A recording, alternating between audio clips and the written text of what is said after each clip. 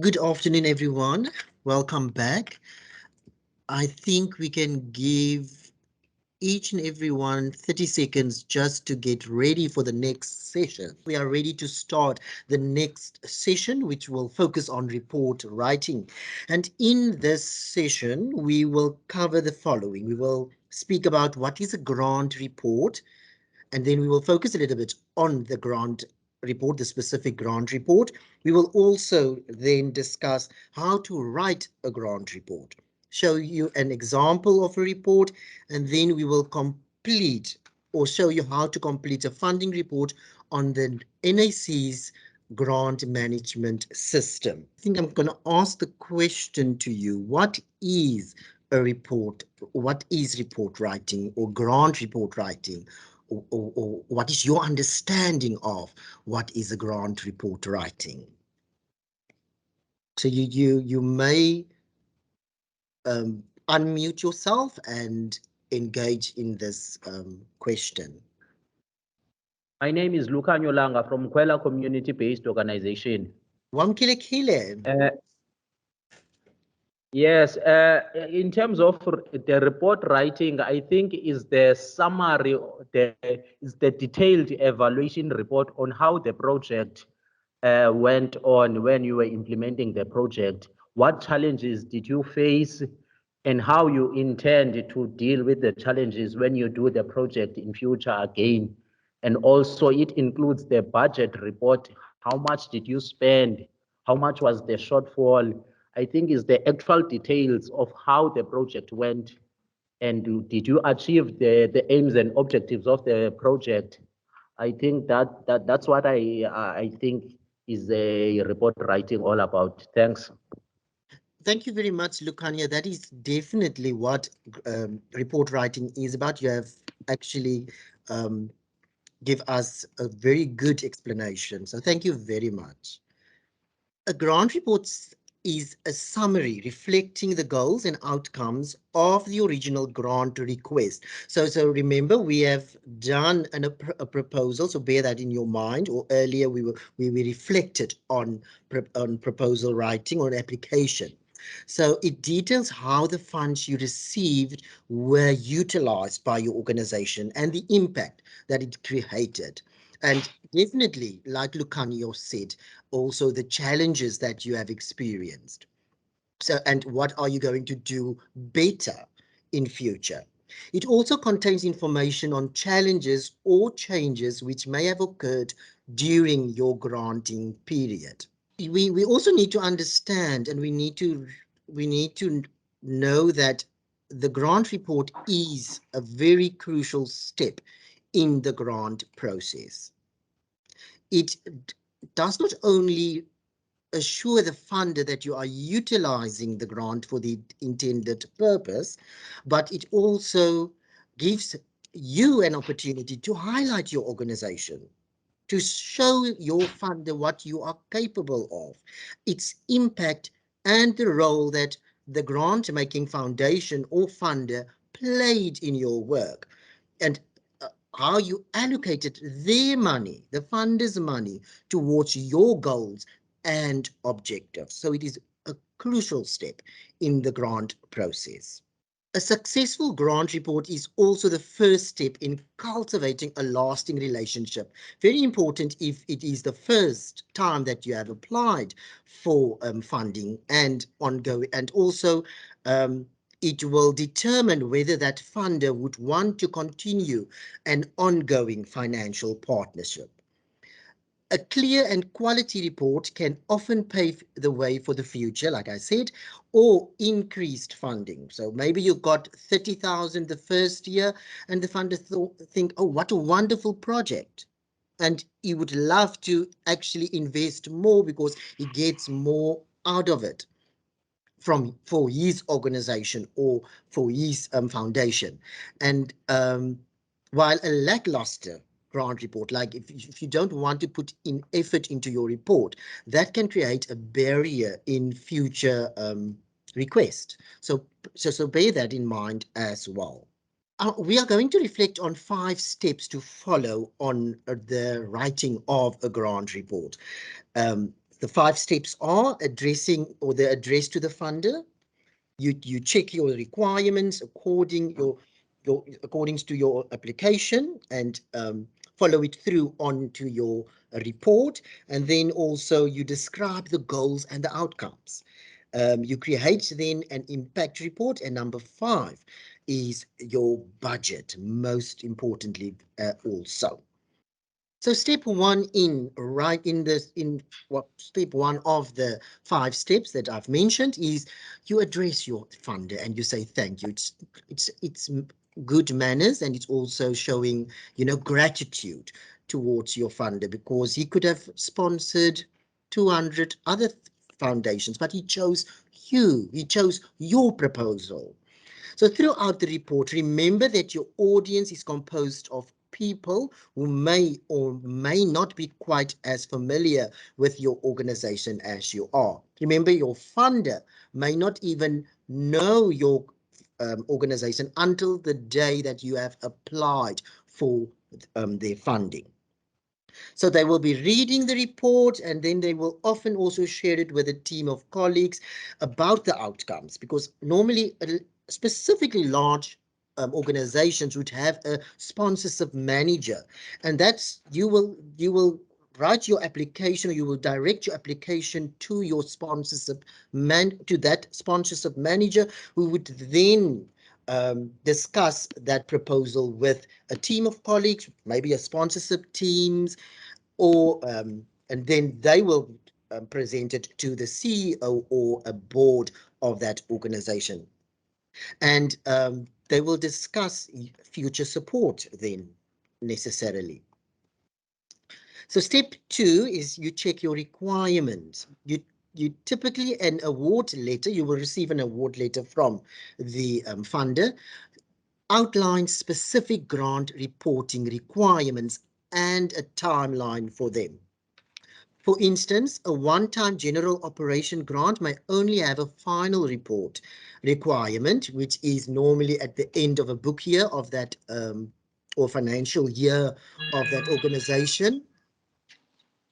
But also you get grants that is multi-year linked or project-based grants, and they will often have a midterm progress report. So sometimes you would give a report in the middle of May or during May, and then you will also have one in November, depending also on the financial year of certain financial or certain organizations.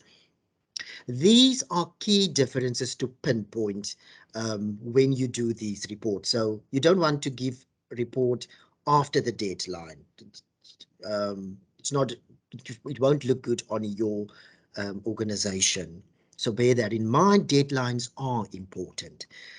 And also, please make sure that when you are sending the report, that you use the proper platform.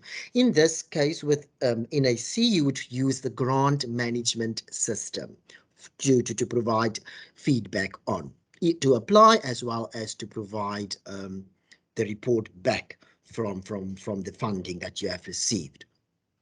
Often well-established grant-making organizations and government grants will provide an online portal, like I said, and they would use their own templates in which you have to file the grant reports. If not, be innovative and share your progress reports with them.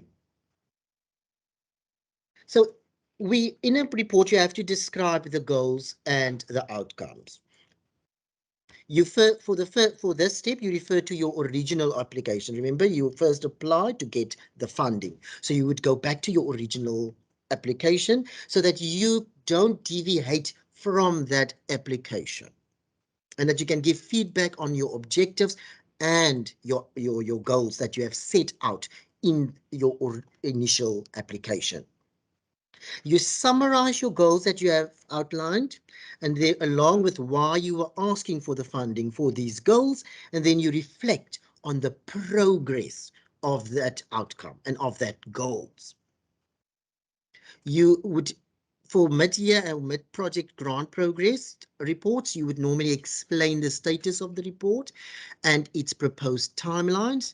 It could be helpful to consider questions like, what outcomes you have accomplished thus far. So we are now currently in March. So then you focus, if you have received the funding and your timeline is maybe from January till December, you would focus on, and you have to give a mid report in April, you would focus on the timeline from January to March. What have you done in January to March? What do you still need to accomplish, and what objectives do you need to fulfill? Have there been any changes to the original proposal? Remember, we live in an ever-changing environment. The arts change every time, every quarter. Our lives are changing as we speak. We have we are living in a pandemic. We are also seeing that all across the world, we are now looking at Russia and at with the war. So bear in mind that there are changes every day in South Africa as well.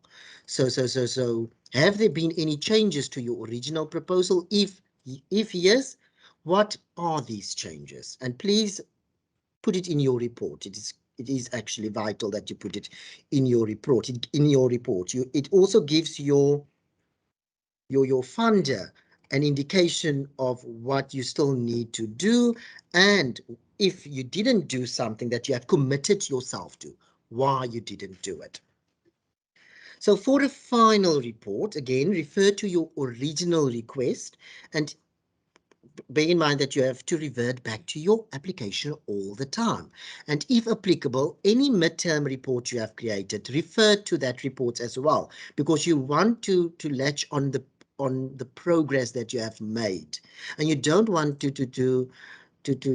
tell the funder that in your first report that you have completed 50%, but in your last report you state 30%. It won't make sense. So for your own good, please refer to the original proposal as well as your midterm reports that you have submitted.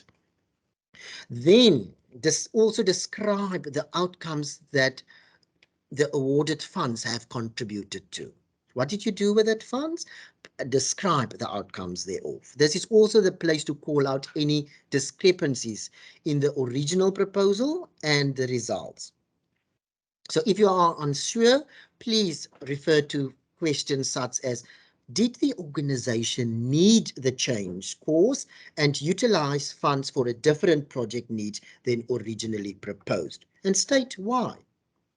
Did a practical issue come up that required the project to take a different angle? So practical issues, we are experiencing COVID-19 and venues were closed. Just to give an example of practical issues and changes. And then step 4 is you create an impact report. Grant-making agencies and foundations are not just disbursing funds for the liking of it or for the fun of it. They are investing in the mission of both their role as a philanthropic agent and your organization as an agent to carry out their purpose or its intended purpose, your purpose.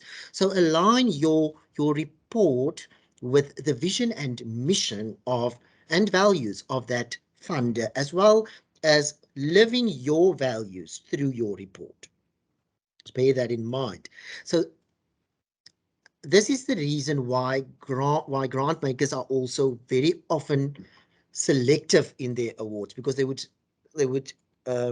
donate their funds to a specific cause, and there are organizations that only fund arts organizations, or they fund sports bodies and sports organizations. So you have to look at what they are funding and what their goals are and their mission and their vision, as well as their values.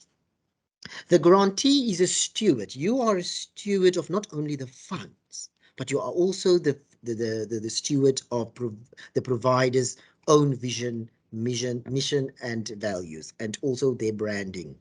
So it is important to capture the impact of the grant funds, both qualitatively and quantitatively. If your organization used funding to start a new program, do you have the data or the information to share about the impact of this program? So ask yourself the question that if it's a new program, what information can I share into this report? Meaning also the progress of that new program. We will now move to step 5 of the grant process or report. 5, the 5th step. And that is the account for expenses and budget. The funder wants to see what did you do with his or her or the organization's money. In keeping with the general due diligence of a successful non-profit, you should be able to accurately demonstrate how all awarded funds were utilized.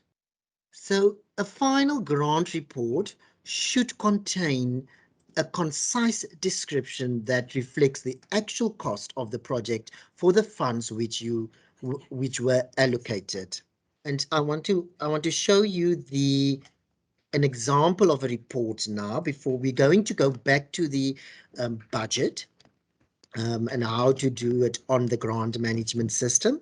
But before that, I want to reflect on an example of a report. So here is with one of the Suidoosterfees report. We had a drive-in at the Atlantic Studios, which were funded. And our report looks like this. This is the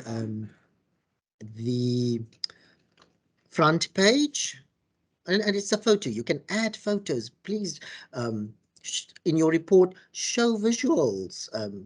People love visuals, but they also love budgets. So look at it. Then this is just an example to show you. In this report, it was the drive-in that was funded, music videos, the visual arts, and the Jakes Hervel discussions, which forms part of the Suidoosterfees annually. And here you can see there's an introduction in this report for the drive-in theatre, and then the impact of COVID-19, because it was the drive-in was during the COVID, it was happened or took place during COVID-19. It was also one of Suidoosterfees' innovative projects in a time where theatres were closed. Then we explained the criteria as what because of a postponed festival and the alternative that we have used. There is another page of the report. Also, what have we done to ensure safety during COVID-19? Because that would be one of the fears of your sponsors. What are you doing to protect the brand from being a super spreader? Then show them who is involved in this event or project. The different productions during that event, or what have you done in this project. And then also include impact studies. If you have surveys that you have received, include it in your report, because it's also very useful for the funder to see what your target market are thinking of your projects and your events. And also who is your audience, who is your target market. Like here you would see that 64% of women attended the drive-in theatre. 92% of those people that attended was from Cape Town. And then the age group, include your detail into your report. Surveys is also a very useful tool to use. And in surveys, do ask, will you attend this project again?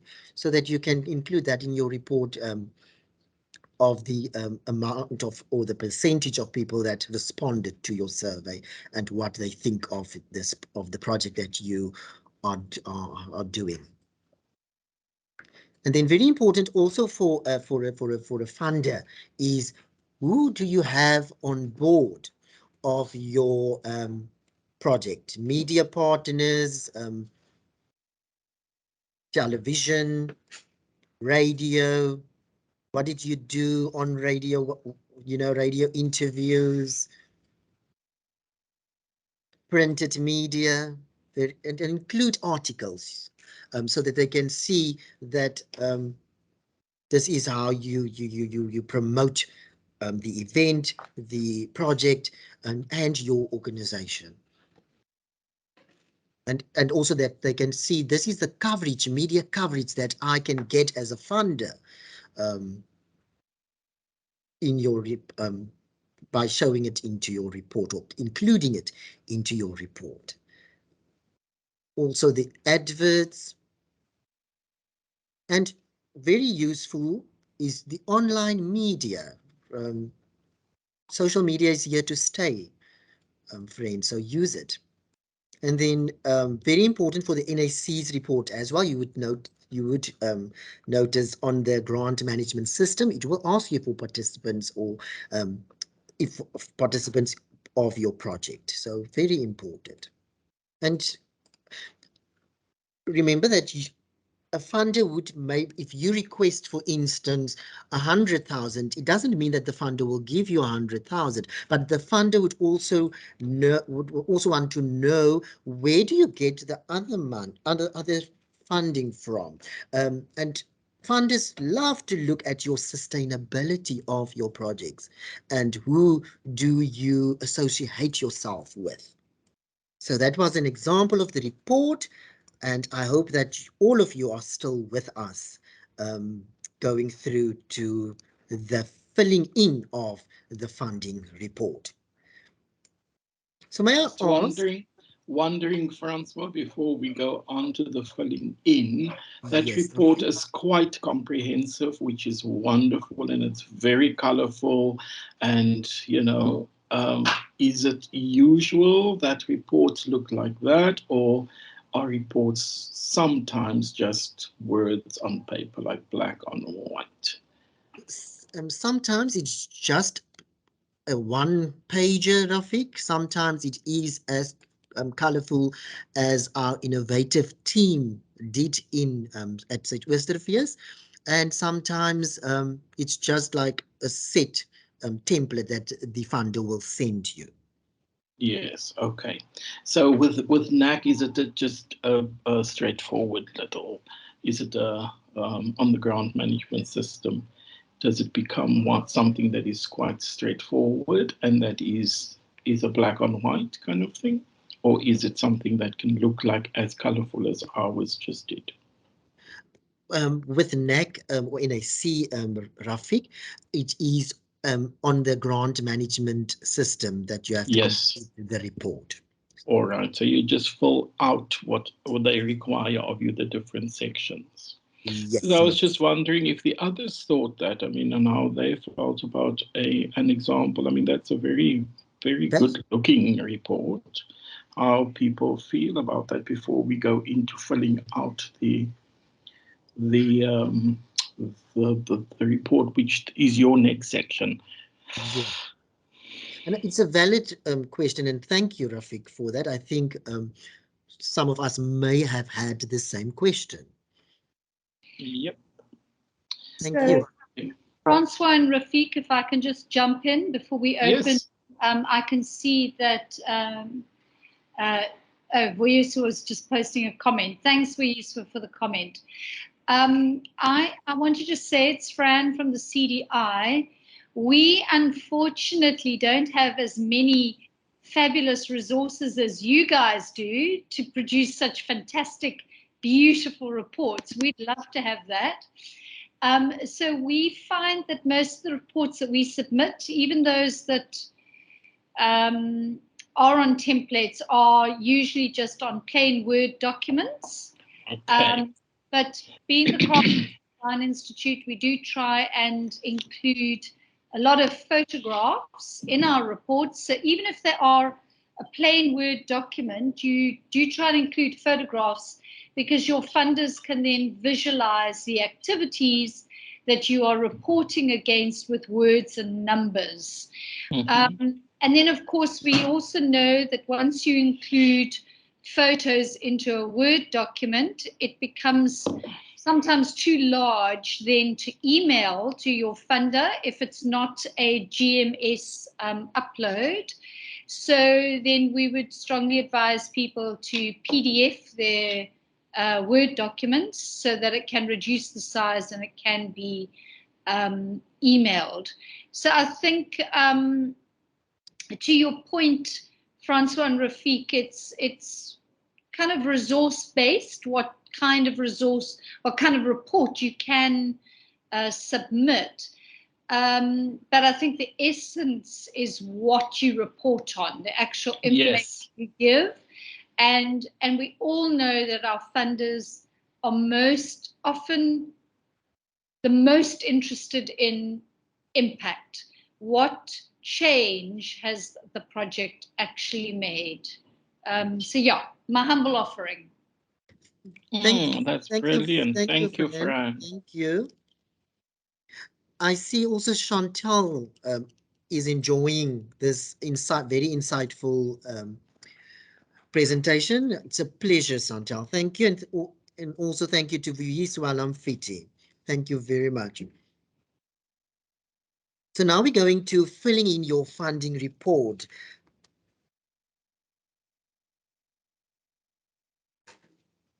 Remember that it is very important as a successful non-profit with your general due diligence to be able to accurately demonstrate how all awarded funds were utilized. Your final grant report should contain a concise description that reflects your actual cost of the project for which the funds were allocated. So you will get on the grant management system, you will get a heading that says My Applications and Work, and you will click on the Zoom button to edit or view.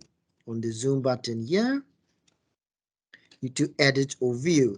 And this heading or this list contains all of your current applications and review work.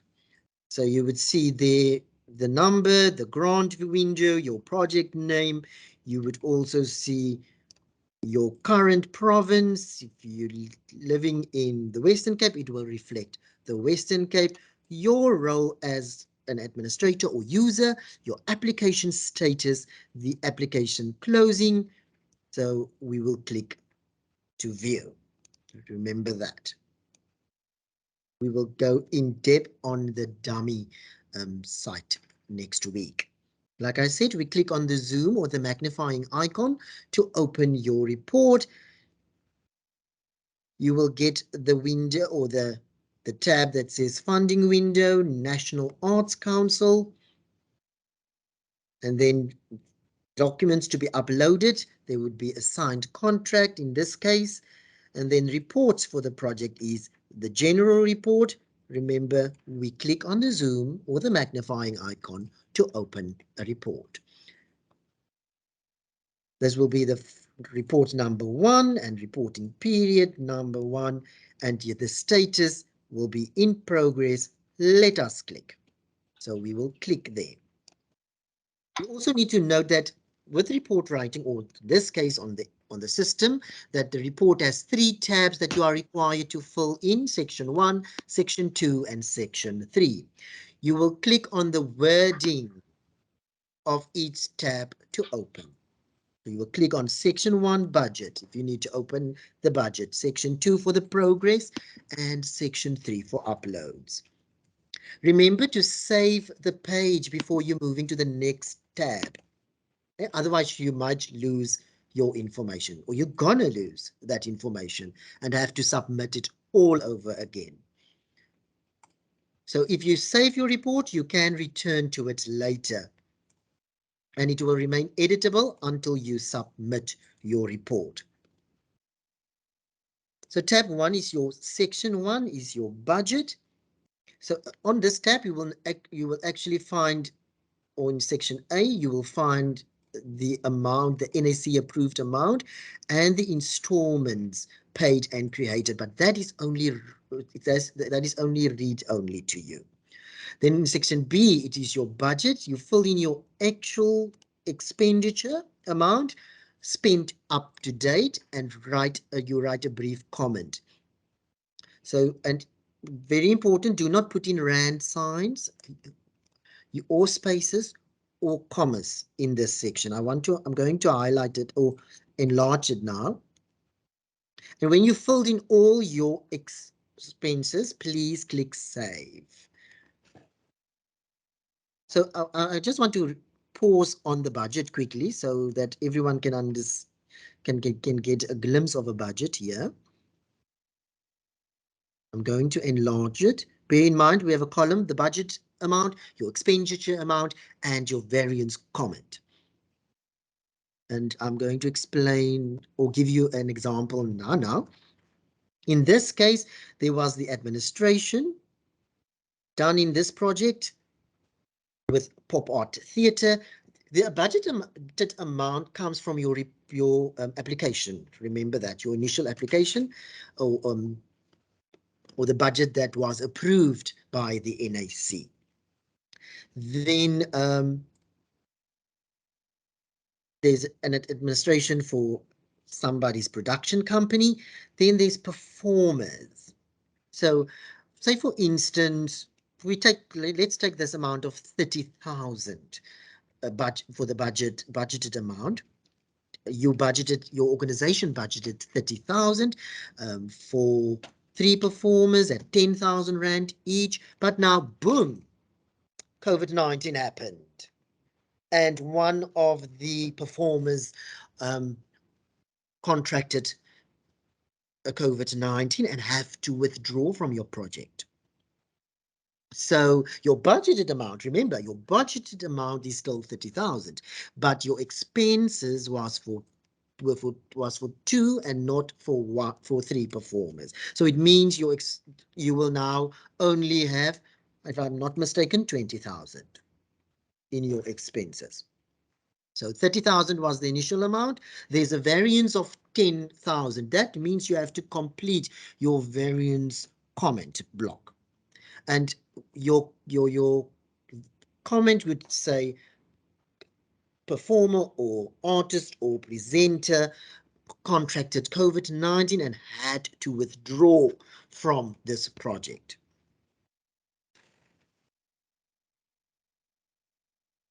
Then we continue to your director's fee, your stage manager's fee, that is what the budget items are on your left-hand side, the budgeted amount, and then your expenditure amount, variances comment.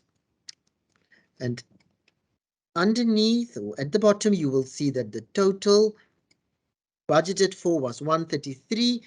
Your expenses you will add up, and that amount there will definitely change. So now tab 2 of the section 2 of this report is the progress, and on this tab you must update your activities, and you need to write a brief comment on the progress of your project. In section A you will get the pay it forward, play it forward.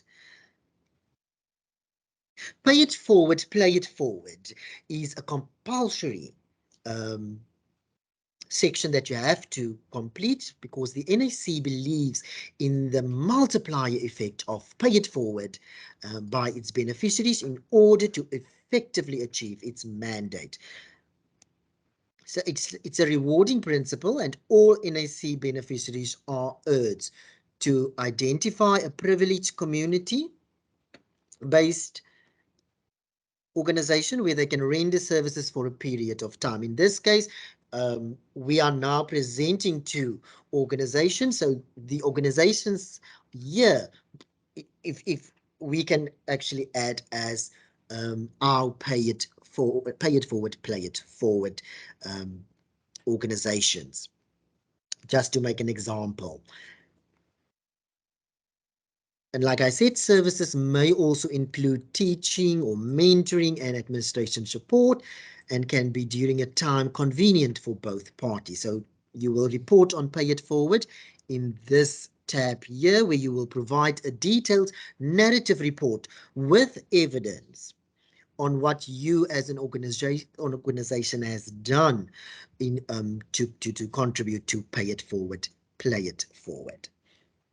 And please also attach a letter from your organization or individual that you have assisted, the beneficiary on this side.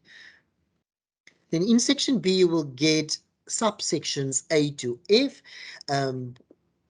which you need to provide a detailed description of activities on the progress of your project.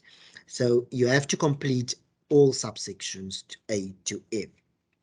And then in section C, you will see that the NAC also want to see how many jobs were created. So the job opportunities. So you have to fill in the details for each person who benefited from this project to date. Remember, in the example of the report, I mentioned participants. So this is where it is needed.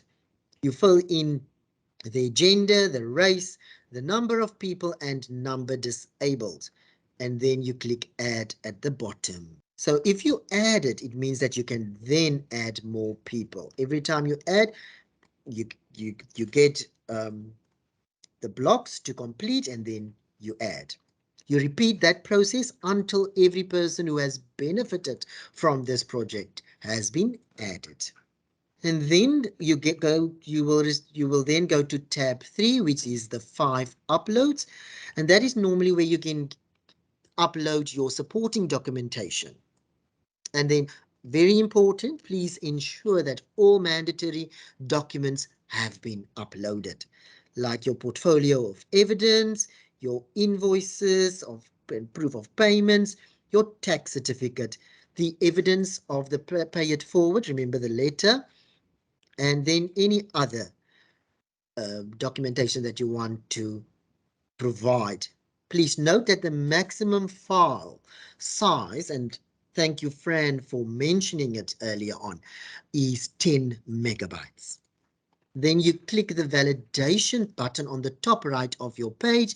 It will highlight any data that is still missing. Then you close the validation page to get back to your report. If everything has been done, the system will prompt you to click the submit button, and you will receive an email confirming your submission. Like in this case, your period report is incomplete. Please see below for details. Then you will have the exactly an indication of what you still need to upload. Yeah, I was just wondering that people are saying on the chat, yes, it's a very, very informative session, that, you know, that they are gaining quite a bit of knowledge out of it.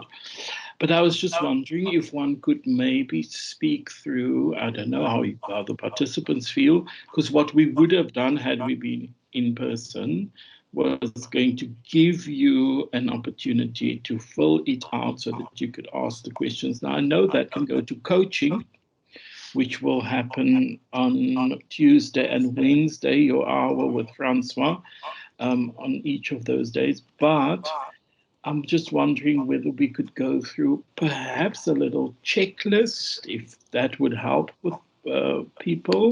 Also, what was said earlier when we spoke through, you know, the different styles of the report. I know that with NAC, it's a very straightforward thing.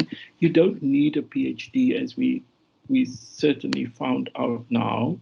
You know, that people can do. It won't allow you, the system won't allow you to go further if you hadn't filled out what you needed to. But sometimes I think that in terms of especially newcomers, you, Francois, are an old hand at it, so you know it very well. That's why you can teach us about it. But if you were a new hand at it, do you feel, for example, that it is a like you do need maybe a PhD to fill this out.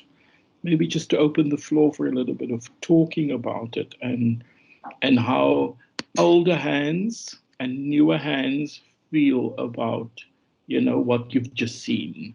I also have a bit of a checklist that I would love to run through to make sure that people have, you know, just to look at the language maybe of report writing, to ensure that those big elements, they are there, your title page, your introduction, you know.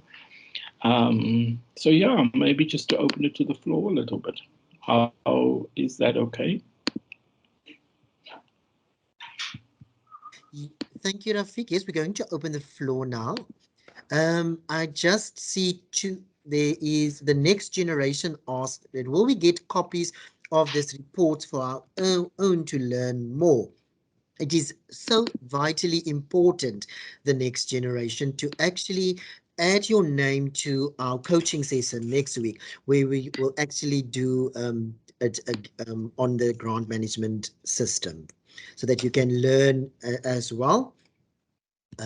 Yeah. Does that answer your question, the next generation?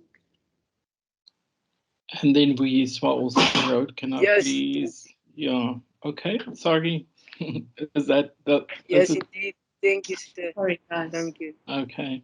Also note that these sessions have been recorded, so you can go back to these sessions in the chats or the recording of these sessions. And Buiswa said that he will, can I please be in the coaching sessions in person, because I've logged on the phone, but I'm not able to see on screen. So grasping becomes a bit more difficult. It is difficult. So, yes, so definitely in the coaching session, I think maybe, you know, one gets more of a one-on-one and to personalize it to make sure that your questions are answered. Fran, you were about to say something. Thanks very much, Rafiq and Francois. If I can just add to that. And I see there is a question coming in from the ASSITEJ group. So if you can pick up on that after I've finished. But if I can just make it clear that there are 2 sessions next week that participants can still join. And at the end of the session, we'll post all the various links for joining, again, to remind you all. But on Monday, the workshop session on Monday in the morning deals with monitoring and evaluation. And in the afternoon, we'll have a session with Puleng from the National Arts Council on a dummy site for actual NAC application. So she'll take us through step by step how to do the application, and also I think the reporting again, Francois. I think Puleng will back us up with a live dummy example on Monday. And I think, Francois, that might be the coaching that you're talking about on Monday. And then we'll also be doing on Monday afternoon compliance documentation and what's required for compliance documents to accompany your application. So that's a formal workshop session on Monday. And then on Tuesday and Wednesday, there are various coaching sessions at different times with different organizations. And to answer your question, Vuyiswa, the coaching sessions on Tuesday and Wednesday, some of them are indeed offered in person. I know that Miriam from the ABA is offering her coaching in person, but you need to book those, and you need to do that through the links that we will add at the end of the session. So I hope I've just offered some clarity there. There's kind of online coaching in the form of a workshop on Monday, and then there is a variety of coaching options on Tuesday and Wednesday, some online and some in person. Back to you, Francois and Rafiq, and maybe if you can pick up on the ASSITEJ question. Thanks for your time. Thank you, Fran. Thank you very much. The ASSITEJ question is about underspending, and I think that's where your variance comes in, because there is a column that says that I spent 10 Rand, but I asked for 20, and then what happens to the other 10 Rand? Does the NAC just not give it to you, or do they say you may spend it on another line item? And only in that variance, when you explain the why, like Francois gave the example of 3 actors versus 2, and therefore I needed to use the 10,000 rands to do another form of, because especially during COVID times, things have changed so much that we had to find the alternatives. And through those alternatives is when one then, fill out the variances.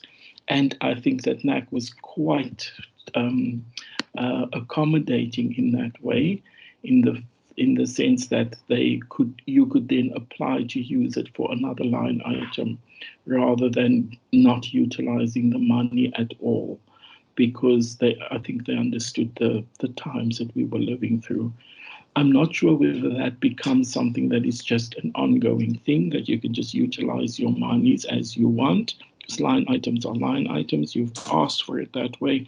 And like Miriam even explained this morning, she said very clearly that honesty is the best policy. To be honest in the way that you report is also very important. So, yeah, it is explained through the variance, basically, if that answers that question. Yes, Rafiq, thank you for that. I'm actually very excited to actually include Puleng from the NAC in this question, if I may, Puleng, because remember, it is. I just want to clarify whether it is the norm for the NAC to approve with bearing in mind that we have now 2 years of COVID-19, and that we would understand when a organization deviate from the actual budget. Anyone else, like the Friends of the World, Yanas, who have had to do that in the past, what is your experience? Because I think that is, Puleng would be the right person to ask it, or to answer it rather. Rafiq, we usually overspend. Okay. What happens in that case, Yana? Then it's your problem. Yes. So their funds were utilized to the T, and then whatever you got from other sources would then be your shortfall, that you would then cover it with that. But the underspending is something that that Puleng would probably have to answer for us, if it can be utilized for other line items. Are there any other very pertinent and questions that you want answered on this forum rather than at a coaching session? I see there's another question of the ASSITEJ. When in the project cycle does one communicate with the NAC about this change in sending or spending? That is why we on your report writing, or when you complete the report, that is why they've included, I think, the variance comment. And it's also good to inform your funder of, and in this case, the NAC, when you foresee a change in spending, that you check with him, or check with the project, the person that is linked to your project. So send them an email. There's nothing wrong with doing that. Mm-hmm. I think it is an ongoing communication thing, that yes, you have your reports, whether they be quarterly or half yearly or annually, depending on the scale of your project, but staying in touch with your funder through your constant updating, I think, is important. I think there's a hand. Mslambiso. Hi, good afternoon. So my question, I'm from ASSITEJ. My question is, if you were to get two donors funding one project, so say one donor is covering 50% and the other is covering 50%, when you report to the donor, to each of the donors, do you only report on their portion of the funding, or do you report on the entire project? Ntate, normally what we do is we report on the full scope of the project. Does that make sense? So you would include the expenses of the whole project, and not only the expenses of the funding that you have received from the first donor. I It does understand that depend. from the operative perspective, but I'm just wondering from the financial perspective. You'll say, I did all of this with the 30,000. The narrative will look like this big, but it won't match with the 30% amount that he gave you. It's a valid question.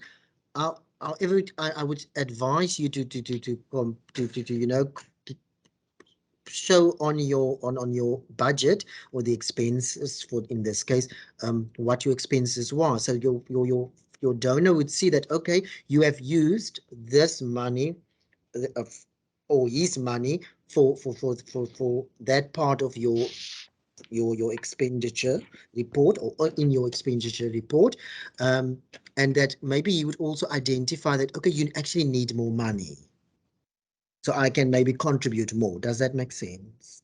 Yes, thank you.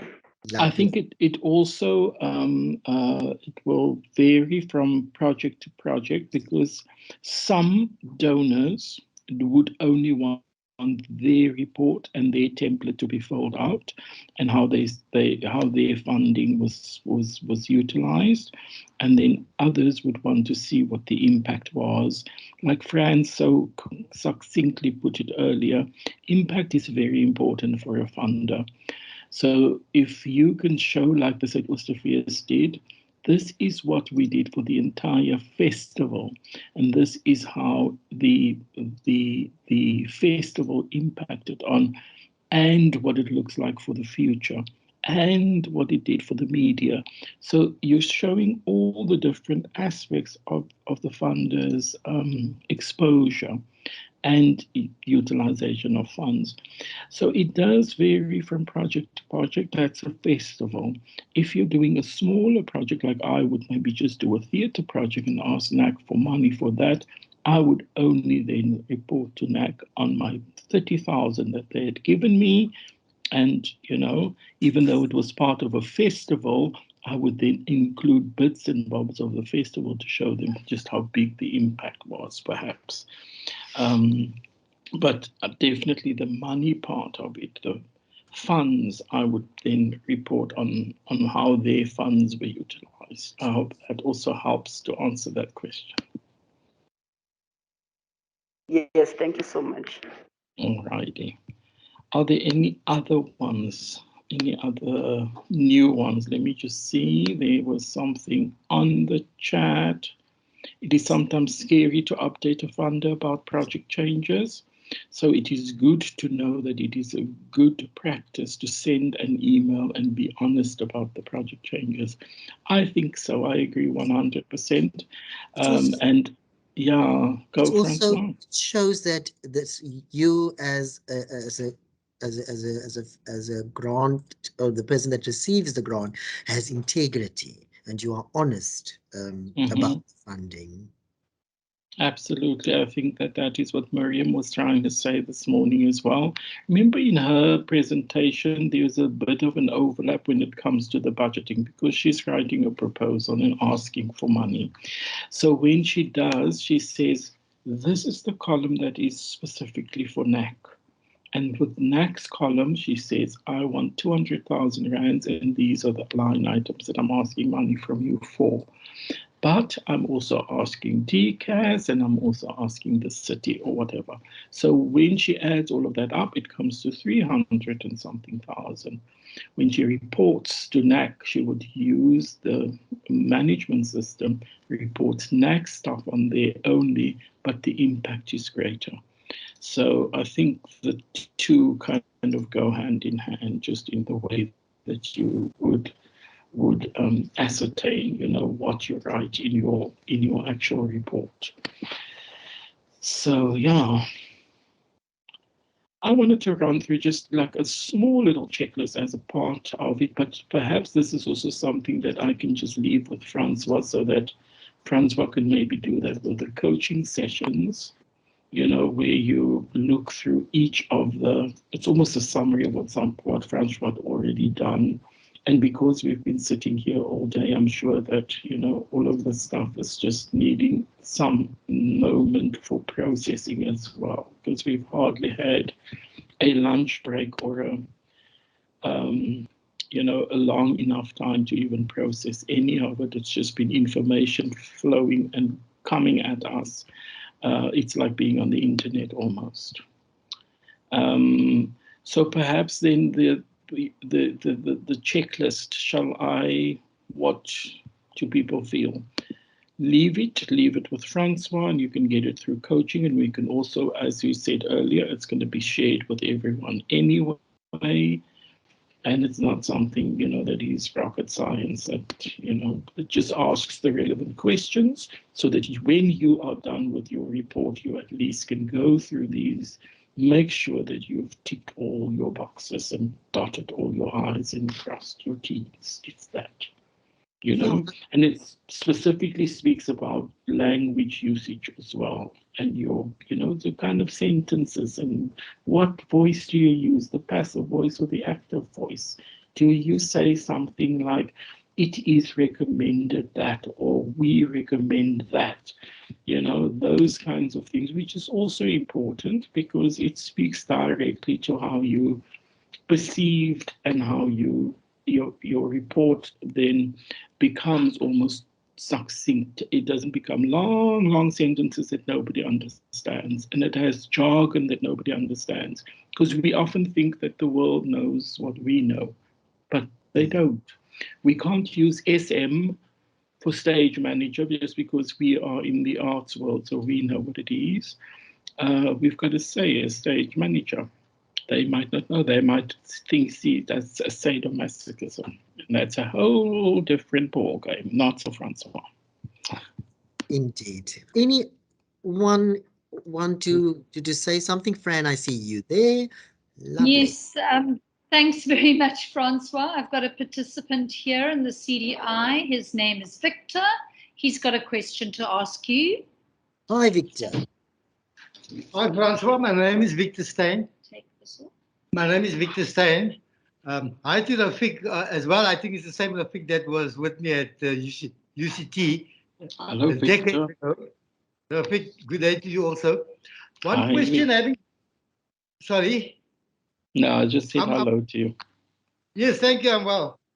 Tell me, having myself been involved in the NGO and the CBO sector for many decades, as it were, with regard to report writing and specifically zooming in on monitoring and evaluation, M&E, we're still going to come to that on Monday's workshop. But certainly, once you've submitted your final report, does it end there, or can we begin to look towards what one can call post-reporting in terms of, for example, the aspects of monitoring, ongoing monitoring and evaluation, and so on?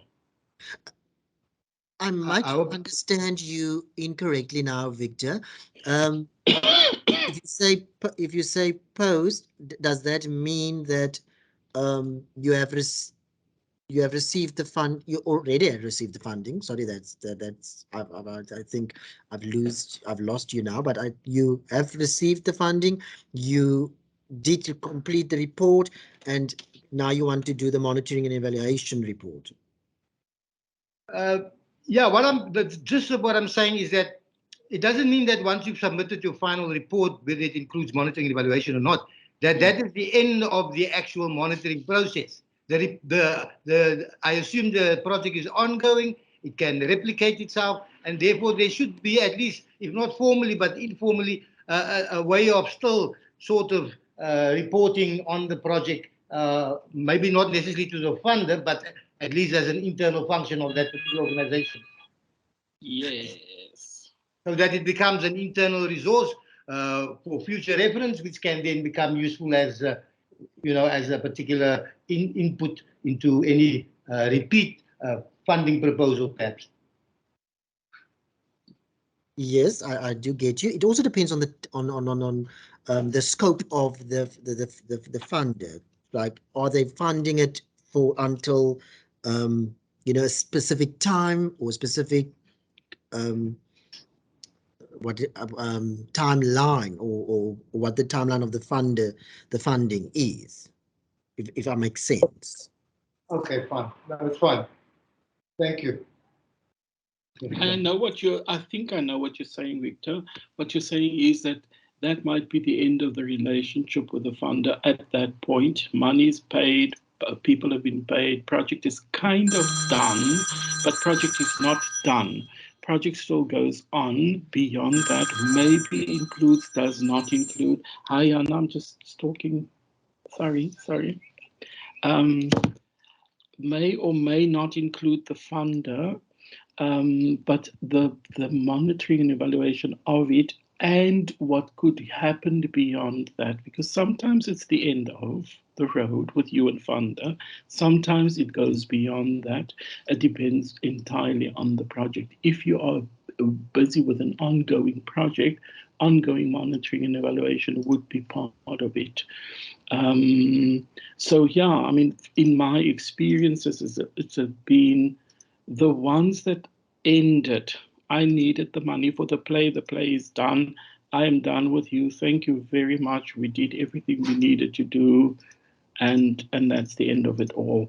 Other projects don't have that, and they have an ongoing kind of lifelong learning kind of thing. I think that's what Victor was referring to, Omar. Yeah. Yeah, thank you. Thank you, Ravi. And Francois, if I can just add to that, that I think continuing to report on the ongoing life of a project is strategically very clever for sustaining your relationship with your funders. So it's the stewardship that that Miriam spoke about in the previous session. So even if the life of the project has come to an end, you've reported on it, you've done the closeout, it's never a bad thing to touch base with your funder. In fact, it's a fantastic excuse to touch base with your funder in 6 months' time and say, just by the way, the project has continued and this is the impact. So I think the more value for money that you can continue to show your funders, the better. But again, it talks to the stewardship that Miriam spoke about. And I think that good projects reports are a fantastic vehicle for sustaining stewardship and sustaining the relationship, because I think so many of us make the mistake of only having a relationship with the funder when we want money. But I think that actually to get money is to sustain the relationship. Yes. Most definitely, Fran. Perfect. Thank you very much, everybody. Thank you. Thank you. All right. Thank you very much.